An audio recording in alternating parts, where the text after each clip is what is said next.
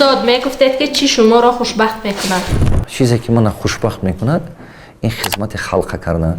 دو چی من از بهت خوشبخت میکنم وقتی که شاگردی که من تربیت کردم موفق شده استادیان من در حقیقت خودم خوشبخت میکنم یا که وقتی که آدم درس من میاد در ترینینگ من میگذارد یک نتیجه میگیرد رزولت میگیرد من در حقیقت خودم خوشبخت میکنم. این یکمین چیزی که است.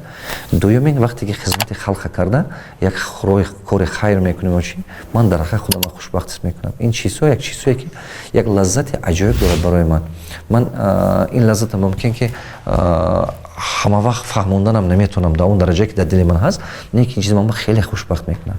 همین چی من با قوت میته که با من دوام میته. شخصیت ها و واقعه های کلیدی زندگی شما کدام هایند؟